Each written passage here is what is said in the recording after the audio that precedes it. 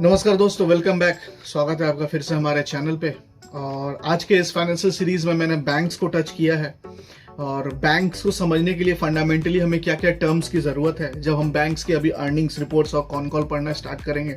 सो मैं चाहता हूँ कि आप भी उतना ही समझ पाए जितना मैं समझ रहा हूँ। इसके लिए हम कुछ कुछ अलग से टर्म्स होते हैं जो कि इन जनरल आपको मालूम नहीं होंगे।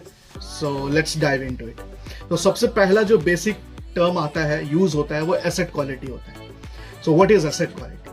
अब बैंक या एनबीएफसी जो भी लोन एडवांसेस अपने देते हैं क्लाइंट को, कस्टमर को, वो हेल्दी है या नहीं, वो कितना हेल्दी है, वो कितना टाइम पे वापस आएगा भी कि नहीं। सो ये होता है एसेट क्वालिटी, क्योंकि इसका इम्पैक्ट डायरेक्टली आपके प्रॉफिटेबिलिटी पे पड़ने वाला है बैंक्स के लिए, क्योंकि बैंक्स पैसे का ही काम करते हैं और पैसा ही वापस नहीं आएगा तो सीधा प्रॉफिटेबिलिटी और ईपीएस पे इम्पैक्ट आएगा। So that is called asset quality. अब एसेट क्वालिटी को समझने के लिए कुछ कुछ और की पैरामीटर्स हैं जो कि धीरे धीरे हम लोग समझते हैं। सबसे पहला है GNPA, gross non performing asset. तो जीएनपीए क्या है कि टोटल लोन में से कितना पैसा रिस्क में है, तो ये जीएनपीए होता है, टोटल पैसा। ओके, अब नेट एनपीए में आ जाते हैं। नेट एनपीए प्रोविजन के बाद का पैसा।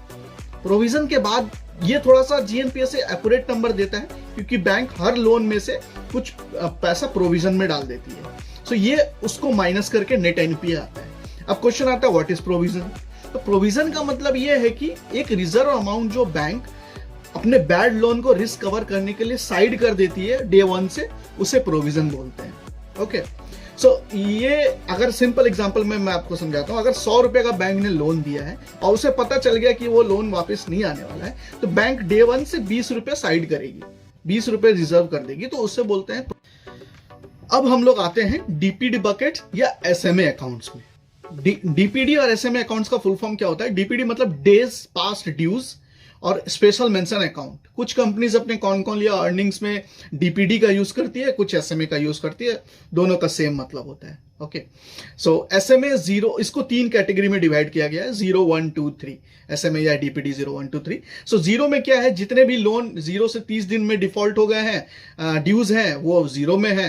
1 में 30 से 60 और 61 to 90 आपका 2 कैटेगरी में है। सो ये बकेट हेल्प करता है बैंक्स को, अर्ली वार्निंग साइन देता है बैंक्स को, और ताकि वो अपने रिकवरी और रिस्ट्रक्चरिंग प्रोसेस को जल्दी से जल्दी शुरू कर सके और ठीक कर सके। सो ये था एक ब्रीफ आपको बैंक्स के एसेट क्वालिटी के, पर्टिकुलरली एसेट क्वालिटी के बारे में बताने के लिए। सो मिलते हैं नेक्स्ट में, और पैरामीटर्स हम लोग कवर करेंगे अगले